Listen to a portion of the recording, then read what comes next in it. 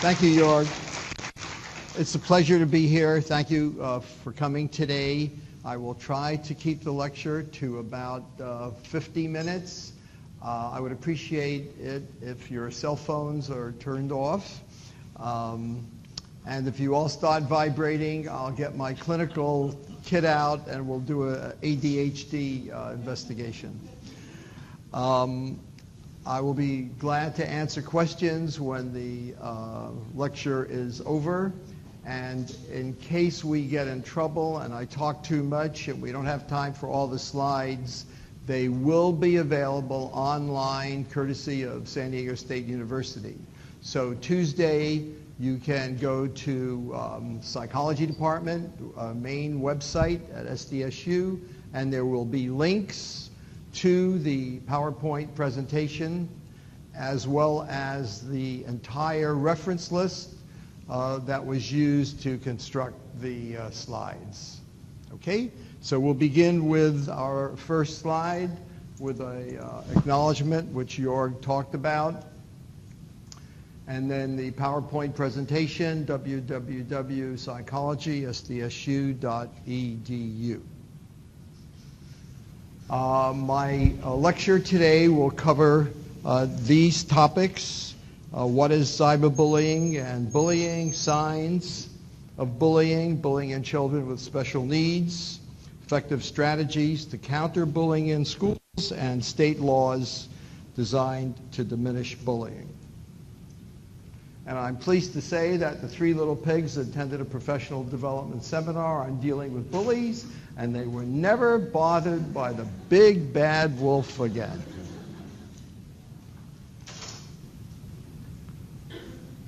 That's why we're here today. If there's one goal of this conference, it's to dispel the myth that bullying is just a harmless rite of passage or an inevitable part of growing up. It's not. Bullying can have destructive consequences for our young people. And it's not something we have to accept.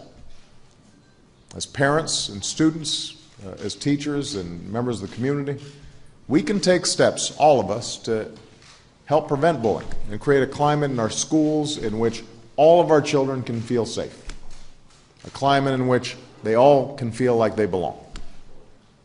As adults, we all remember what it was like to see kids picked on in the hallways or in the schoolyard. And I have to say, with big ears and the name that I have, I wasn't immune.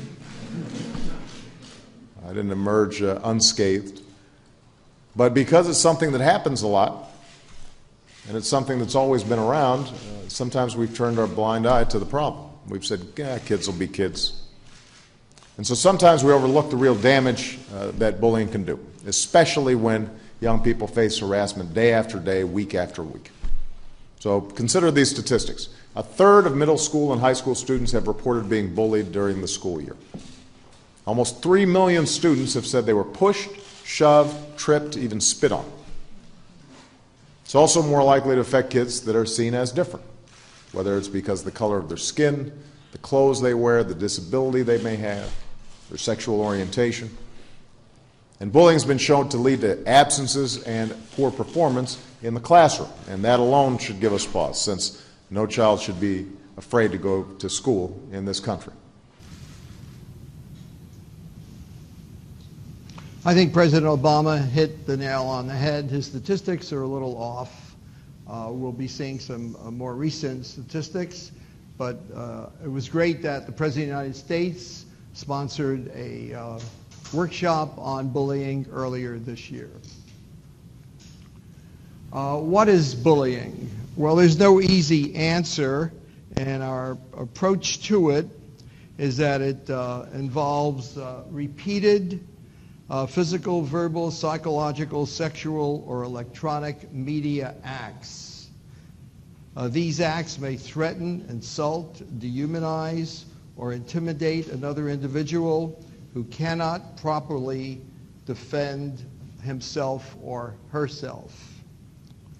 Children may feel victimized because of the size, strength, and number of bullies, and bullies attempt to control, dominate, and use power to subjugate their victims by undermining their status and worth. The key ideas here are power and dominance over someone who is weaker. If you had to sum up bullying in 2 or 3 words, it would be power, dominance over an individual who is weak.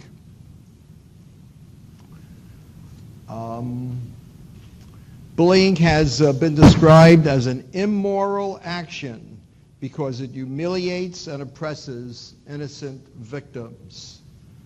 And this is very interesting. Bullies have adequate moral competence. That is, they have knowledge of right and wrong and an understanding of moral norms.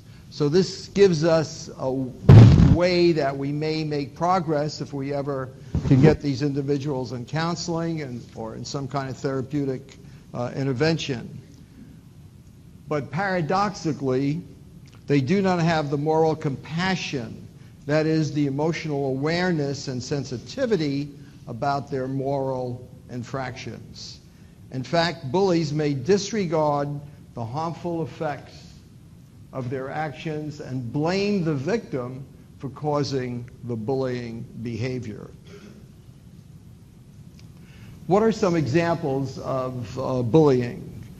If we see a child who is being tripped or punched or goods stolen, property defaced, hazing, being called names, teasing, extortion, writing insulting graffiti, rumors spreading, humiliation, threats of retaliation, exhibitionism, voyeurism, sexual propositioning, and unwanted physical contact. I won't go into any political issues today, but you know the media is very concerned now about one of our presidential candidates and some of these activities, as well as at Penn State University, where bullying is not the issue, but the issue of child maltreatment and unwanted sexual acts is the issue. So there's really an overlap of bad behavior in many, many different contexts. We have something new. By new, I mean in the last 10 years that was not present in our society before the advent of the internet and cyberspace. We now have digital technology, a wonderful tool, yet when it's intended to hurt, defame, or embarrass another person, it's not so wonderful anymore. These devices include, as you know, the internet, mobile phones, to send or post text or images, text messaging, email, instant messaging, chat rooms, blogs, social networking websites such as Facebook and Twitter. All these are wonderful things, but when used in a harmful or destructive manner, they are not so wonderful. I think it's important to try to tease out the differences between bullying in general and cyberbullying in particular. So first, let's look at bullying in general. The victim can hide from the bully when at home. We'll go back, sorry. The event is discreet and audience limited. And as you look at these, you can think to yourself, what would cyberbullying be? What would the opposite of each one of these be? The bully is present, not anonymous, and can see the suffering of the victim. And the bully has opportunities for empathy and remorse. And bystanders can intervene. And the bully may gain status by showing his or her abusive power. And now let's look at cyberbullying, the same issues, but from a different perspective. The victim cannot hide from the bully when at home. The event can be continuous, and the audience potentially large. The bully is invisible, may be anonymous, and cannot see the suffering of the victim. There are few opportunities for empathy or remorse, and bystanders have little opportunity to intervene. And finally, the bully lacks opportunity to show his or her abusive power immediately. But cyberbullies are not a new class of bullies. They also may engage in overt, aggressive, and social bullying. Thank you. Okay, cyberbullies are not a new class. Now let's turn to who are the victims and what do the statistics show. Statistics are very hard to come by because the definition of bullying and being a bully, being a bystander are very, very wide. There's just a wide range of potential behaviors. So this is a national study by an eminent scholar named Finkelhor. In 2008 it was conducted, and he reported roughly that physical bullying was reported by 13% of children ages 2 to 17, with a somewhat higher proportion of males, 16.7 versus 12.8. Emotional, a little higher, 19.7, with males being about 20%, 21, and females 23. With internet harassment for 14 to 16-year-olds, he reported 5.6. However, we have more recent statistics that came out this week, and I think these are more appropriate. There are approximately 25 million teens between 12 and 17 years of age. 80% use social media sites. Of these, 3.8 million, or 19%, report being bullied in person, online, by text, and by phone. And 21% report joining in on the harassment. So these are co-conspirators, co-bullies.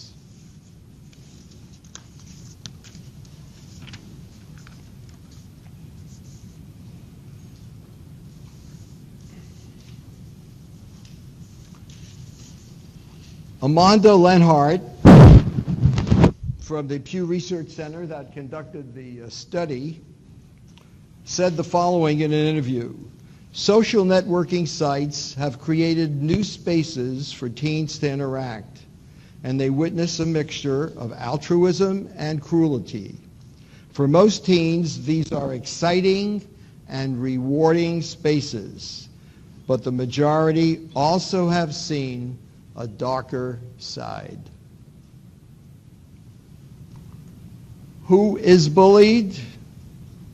If you're lesbian, gay, bisexual, or transgender, the likelihood is that you've been bullied. Again, in a national study in 2009, 84% of this group reported being verbally harassed, 40% physically, 19% assaulted, and 72% often heard homophobic remarks. And this is the one that's critical for parents and teachers. 61% of the LGBT group reported feeling unsafe in school because of their sexual orientation.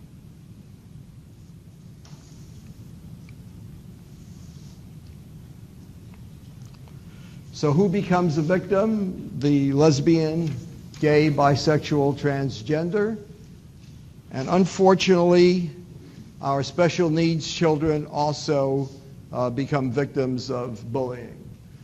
Children with medical, intellectual learning, or psychological disabilities, overweight, underweight, physical disabilities, reading problems, speech problems, hyperactivity, ritualistic behaviors, use of special devices, dress differently, cultural or religious practices, different skin color, and low self-esteem, or appear weak. So these are all kinds of characteristics that children use to identify those children who are weak and perhaps become easy victims of bullying.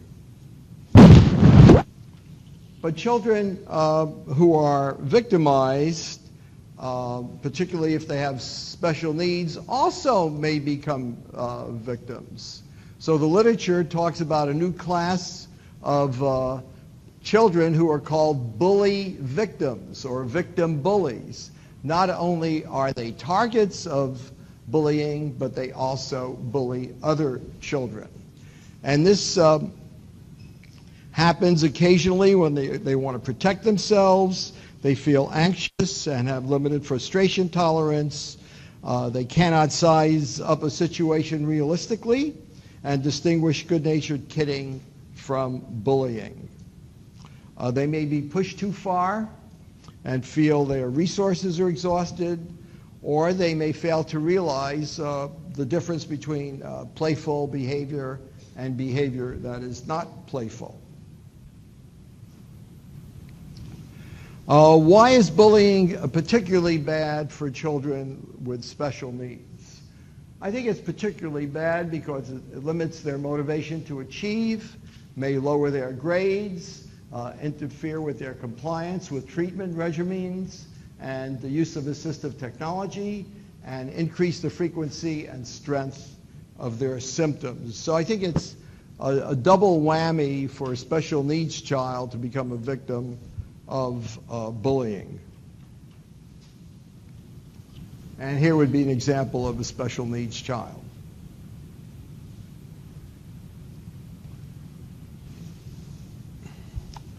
I was asked in an interview with Channel 5, what should a parent know about bullying? And I also was asked by the interviewer from Channel 6 a few minutes ago almost the same question. And my answer here is any change in normal behavior, any change, whether the child's appetite diminished, sleep patterns change, fear of going out and playing, I think I touched something that I wasn't supposed to, but any kind of change that indicates something's wrong. And we'll be looking at a case in a few minutes of Jamey Rodemeyer, and his parents were interviewed. And their message was, listen to your child and listen and do something if you see a problem. And in Jamey's case, apparently the parents didn't listen carefully enough, or what they heard they could not interpret correctly. So any unexplained bruises, scratches, cuts, torn clothes, damaged possessions, complaints of tiredness, fatigue, illness, loss of appetite, sleep difficulties, wetting the bed. The problem with this kind of list, it's a list of traumatic behaviors that could be associated with anything. With illness, physical illness, could be associated with divorce, trauma, maltreatment. It's really, as we say in Yiddish, a Megillah, a list of almost anything that indicates trauma, a difficulty, etc. So when your child talks about being persecuted, takes the illogical walking route to school, deteriorating school performance, stays late at school, and I like this last one, which is very, very subtle, displays victim body language, hangs head, hunches shoulders, avoids eye contact. So if your child tells you, I feel picked upon, or persecuted, or isolated, or lonely, rejected, if your child can't concentrate well, and these two now become potentially very, very serious. It's not that the others aren't serious, but these are sort of landmarks of possible suicide or self-destructive behavior. And these are signs of talking about hopelessness, crying easily, angry outbursts, mood swings, and obviously talk about suicide. And in cyberbullying, we talk about being upset after being online, stops using the computer, cell phone, or smartphone unexpectedly, and any of the other signs that we talked about with bullying in general.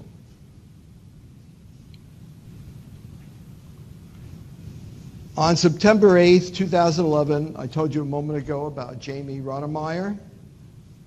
14-year-old wrote on his website, "No one in my school cares about preventing suicide, while you're the ones calling me gay and tearing me down."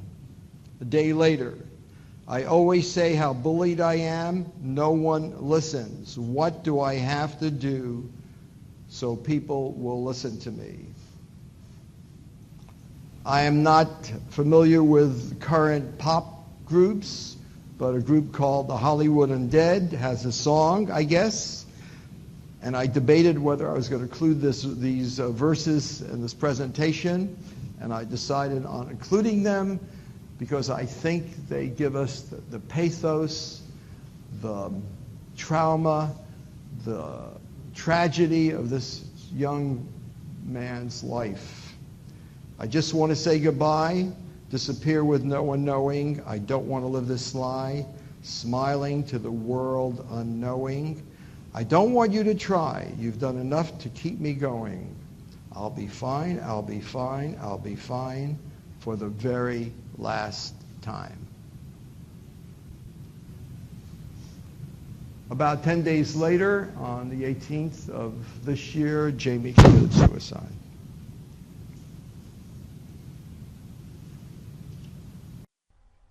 Hi, this is Jamey from Buffalo, New York, and I'm just here to tell you that it does get better. Here's a little bit of my story.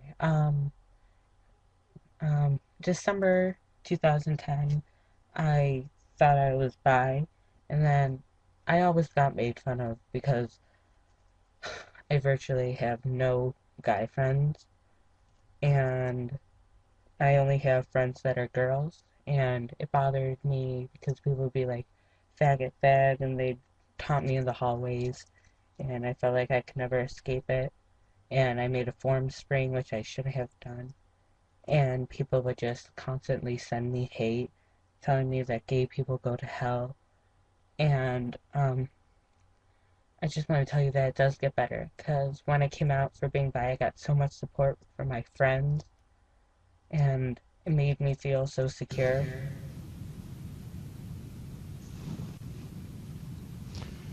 And that's our young man in person who made that video a few months, I guess, before he committed suicide.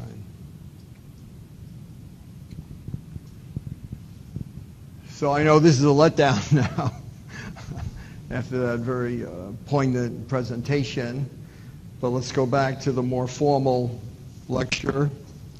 Who are these bullies?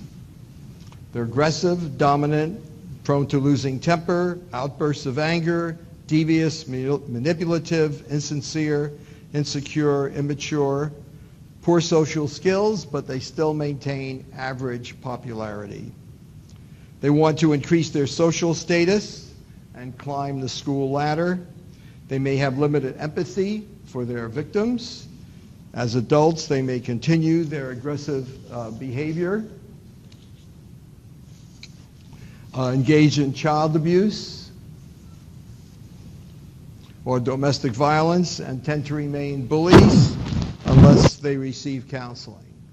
So I think what the research shows is that bullies is not just something you do from 12 to 17 and suddenly you become a mature, responsible citizen of society. These behaviors still may continue to evolve, but in more devious and adult forms. Why are victims reluctant to report bullying? They feel shame, they fear retaliation, fear would not be believed, fear parents would worry, don't want to be thought of as a snitch, don't think anything would change. They know that bullying, why are bystanders reluctant to report bullying? Don't want to raise the bully's wrath and become the next target. Don't want to be thought of as a snitch again and be rejected. May wrongly believe that they are not responsible for stopping the bullying, and they may think that bullying is perfectly all right. They may assume that school personnel don't care enough to stop the bullying, may feel guilty for not reporting it, may have heightened anxiety, depression, and even substance abuse because they didn't do the moral, ethical thing that they're supposed to have done, and that is report or protect or become a friend of the victim, and may become bullies themselves because they think this is the way to become part of a group. And why do bystanders intervene? They're the friends of the victim. They believe their parents expect them to support victims, that it's the moral and proper thing to do, and that the peer group supports their actions. Well, how do we help victims of bullying? Better problem-solving skills, conflict resolution skills, emotional regulation skills. These are all words therapists, counselors, social workers, psychologists tend to use. They're easier said than done. This is going to take time. There has to be a pretty good relationship established between the counselor, therapist, and the client. We will try to develop self-adequacy skills, assertiveness skills, ability to say no, stop that, and ability to know to go to a safe room when under severe stress. And the same thing with the bullies. We have to help them develop new skills, challenge old beliefs, replace impulsive with reflective decision making. We also can help them develop anger management skills, empathy skills, appreciate the harm they cause their victims, recognize that they can engage in responsible and moral behavior, and that giving up self-justifying mechanisms, egocentric reasoning, and distortions in morality is the way to become a better citizen. What can we do on a more global level? We'll come to that in a minute. And this is the kind of teacher we don't want. I expect you all to be independent, innovative, critical thinkers and do exactly what I say.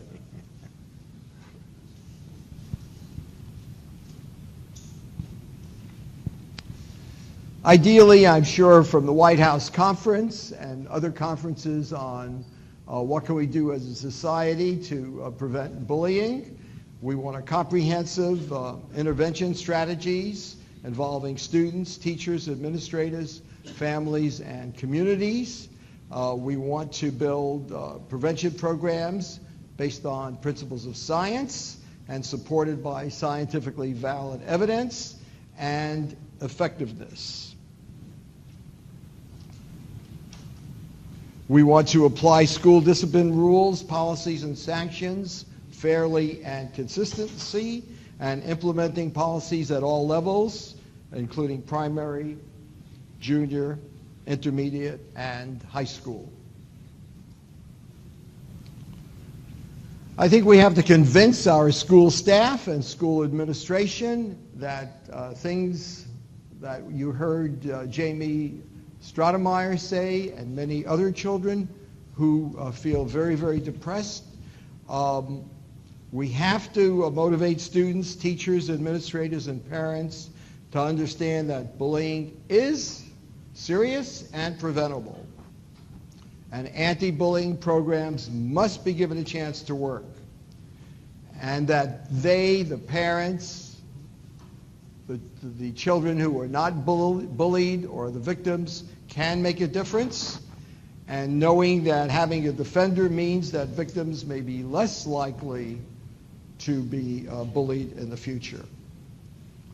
Any of these strategies have to be clear, relevant, and comprehensible to both teachers and students, and we must encourage bystanders to report bullying.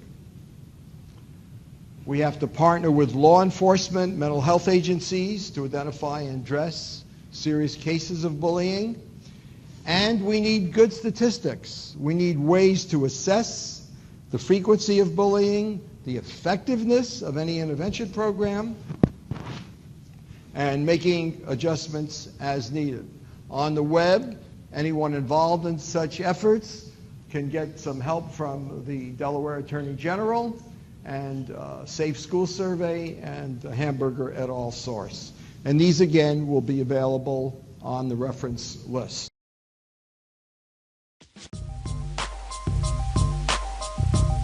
Come on, take a stand. Lend a hand. Stop bullying now.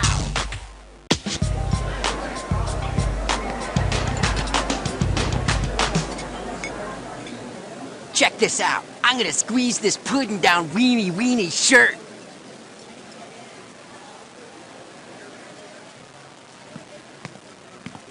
Okay if I join you, Milton? Yeah, sure. So, how are your tuba lessons going? I'm not playing tuba anymore. No? That's too bad. I remember when you played that punk rock song at the talent show. That was pretty cool. What's this? Weenie made a new friend? Does this mean you're a weenie too? Hey, Josh. Hey, Milton. You know my name? Sure, you're the tuba player. You must be really dedicated to lug that tuba around everywhere. He got pudding in his mac and cheese. You know, I think we've all had just about enough of your bullying. Yeah, stick a brick in it, Brick. You know, the school's mac and cheese is so bad that the chocolate pudding actually improves it. Shut up, you two. Good one, Milton. Here, I'll share my lunch with you. No, I was serious. This is way better.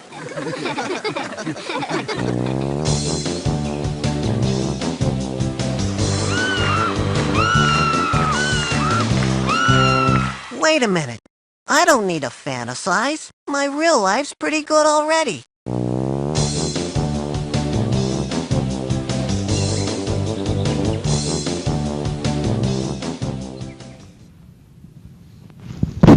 There are 12 such episodes available online from stopbullying.gov. Must be a wonderful agency in Washington that has created these webisodes to stop bullying. And I've looked at all 11 or 12, and they're really great. And I picked out the 11th one for the presentation today. So there's some really great efforts by our government agencies to help with bullying, and they have an excellent site with training modules like the one I just showed you. Okay, if you were a counselor or a teacher or a parent, there's all kinds of links on the web that can help you think about bullying and how to approach it with your child or with a student. I've selected what I hope are 10 good ones that zero in on important elements of what to consider in talking with a parent or what a parent should know about bullying. And so these are as follows. Talk often with your child, listen carefully, and note any changes in your child's behavior. Talk about what bullying and cyberbullying means, and go to the websites like the one I just showed you, or another one, Stop Bullying Now. Remind your child that real people with real feelings are behind screen names and profiles. Tell your child when he or she is being bullied, and discourage your child from bullying others. To tell a member of the school staff if he or she sees a child being bullied, to refuse to join in if he or she sees another child being bullied. Tell your child to learn about the school's rules and sanctions about bullying and cyberbullying, to post only information that he or she is comfortable with others seeing, and never to share passwords with anyone except you and another close family member. Again, in a survey I just recently read, passwords are being shared with a lot of people. To take internet harassment seriously because it is harmful and unacceptable. And finally, that you may review his or her online communications if you think there is reason for concern about his or her safety. We have the issue of privacy here, and every parent and every teacher is going to have to decide what's more important, getting information about possible bullying, harassment, intimidation, or invasion of your child's privacy. And if you're a teacher, it's really very, very similar. Explain to your students the difference between playfulness and bullying or cruelty. Let students know that bullying is unacceptable, against school rules. Whether they are victims or bystanders, they have to report the bullying or the cyberbullying immediately to a member of the school staff. Emphasize the difference between tattling and telling on someone who is bullying another student. Identify and intervene upon undesirable attitudes and behaviors that could be gateway behaviors to bullying and cyberbullying.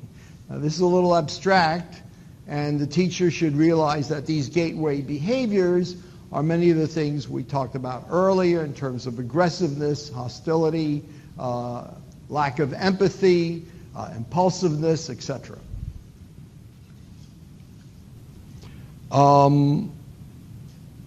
Where are we? Watch for signs of bullying and cyberbullying and stop either one immediately.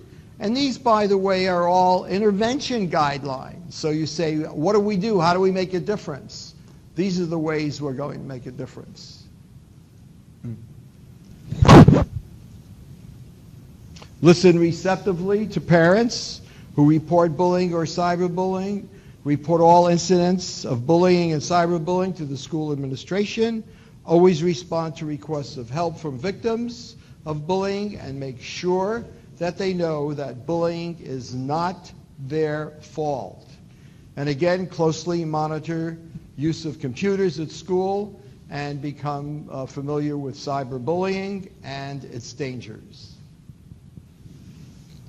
We've made tremendous progress on a federal level. There are at least 45 states that have anti-bullying laws, and I think this is a very important development in federal and state law for the last decade or so.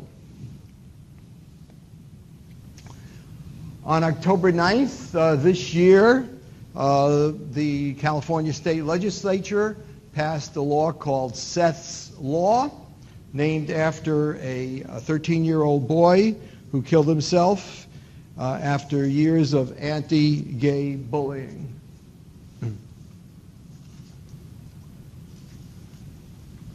At any rate, he endured a lot of types of bullying, and the law requires schools to implement anti-harassment and anti-discrimination policies and programs directed toward sexual orientation and gender identity and expression, race, ethnicity, nationality, disability, and religion. Schools must give parents clearer knowledge of what to expect from school administrators when they are handling instances of bullying, ways they can report their concerns if they think the school administrators are not acting appropriately, and put bullying complaint forms on the school website. And finally, these anti-bullying policies must be on the school grounds as well, and any complaint must be investigated and resolved in a reasonable period of time. And now we have another law that's going into effect in about a month and a half.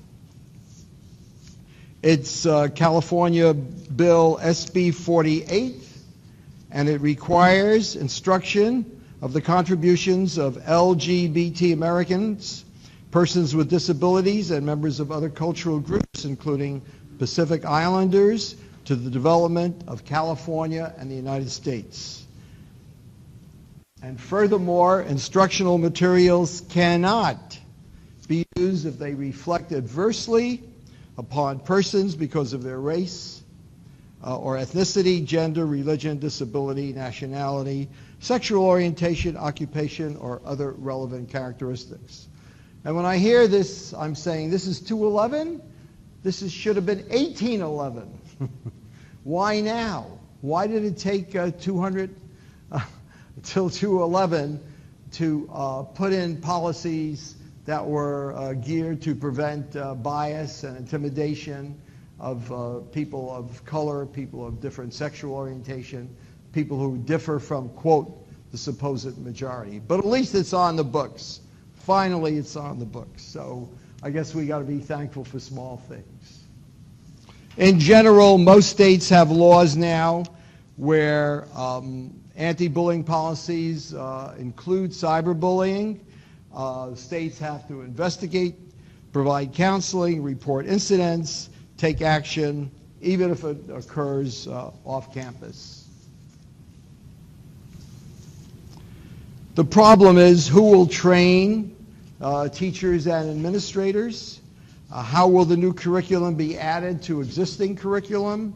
Developing a cyberbullying policy is not going to be easy, and any law must balance individuals' protection against their free speech rights. As several attorneys have remarked, kids will always be mean. You can't outlaw meanness. Now, where does it stray? Where does it stray over the line? We're going to see that in a couple of minutes when we look at two seminal law cases. United States versus Drew made the headlines a couple of years ago. Here's a 13-year-old girl who commits suicide. Why? She was being harassed by a 49-year-old woman who posed as a 16-year-old boy. And this woman sent hurtful messages. And Meyer, the young lady who was 13, was depressed, had a history of depression, low self-esteem, and this Drew told Meyer that the world would be better without her. She was prosecuted under the Computer Fraud and Abuse Act, and the judge acquitted Drew because he found that the language in the act was written so broadly that were she to be found guilty for creating this fictitious profile, many other relatively innocent internet users who were in violation of similar terms of agreement could be persecuted for relatively minor offenses. And I think many of us felt very bad that this woman wasn't persecuted, or prosecuted, I should say. Maybe she was persecuted. In another case, the court ruled that free speech is not unlimited.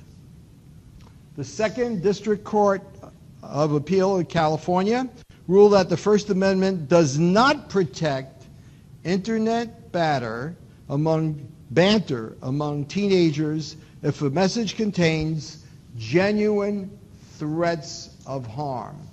Those are the key elements, genuine threats of harm.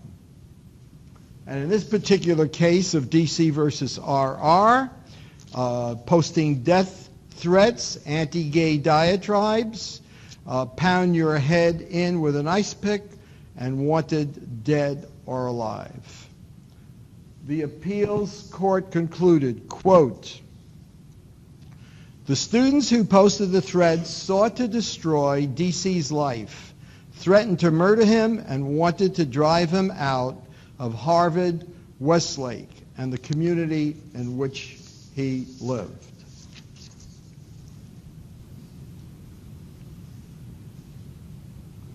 And for my final slide, John Palfrey in 2010, a professor of law at Harvard Law School, pointed out the following: no one federal law will prevent tragedies from happening.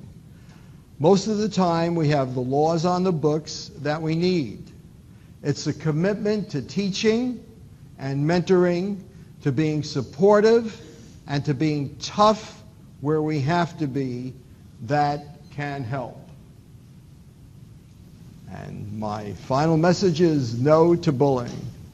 I want to thank you for coming. I want to thank Manny Gartz from ITS for his wonderful help in getting the figure captions and downloading the video clips. This is my first multimedia presentation in 51 years of teaching, and I hope it was worth it. I hope you enjoyed it. Thank you so much.